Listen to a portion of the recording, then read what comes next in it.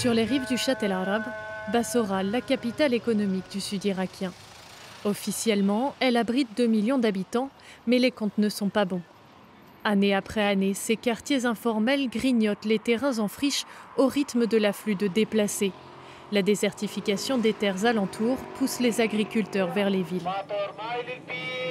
Comme Mohamed, 30 ans, originaire d'un village à l'est de Bassora, arrivé en 2016, il connaît bien ces ruelles.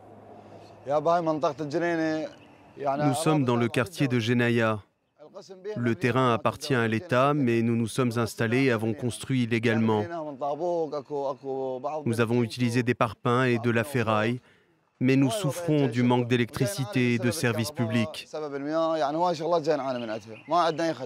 Le statut illégal de ces constructions les disqualifie aux yeux des autorités pour un raccordement au réseau public, alors ils se sont débrouillés.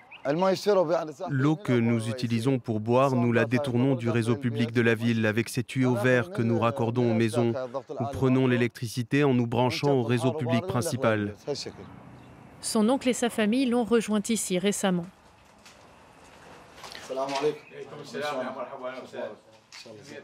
Ensemble, ils lui ont construit cette maison de briques et de broc.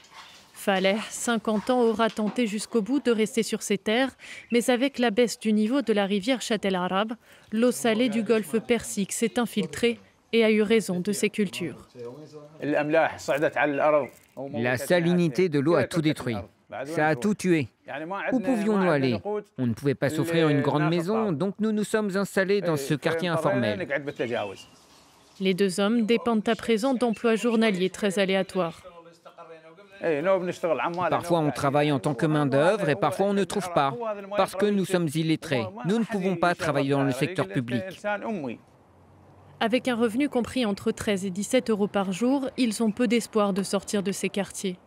Mais la crainte principale reste l'expulsion dont ils sont menacés par les autorités locales. Le gouvernorat estime que plus de 350 000 personnes vivent dans les quartiers informels. Ils les tiennent pour responsables des problèmes de gestion des ressources dans la ville.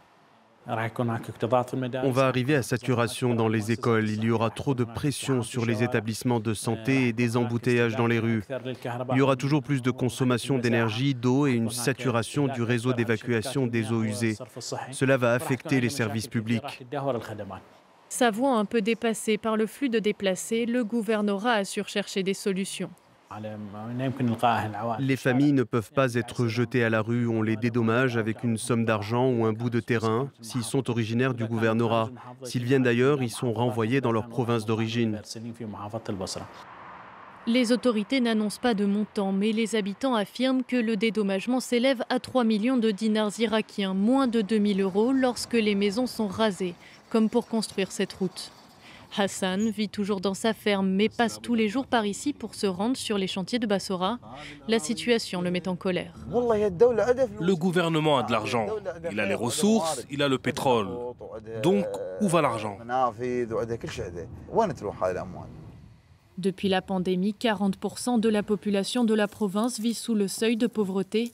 Hassan tente de conserver ses terres pour éviter de rejoindre à son tour les bidonvilles. Mais plus rien ne pousse et l'aide ne vient pas.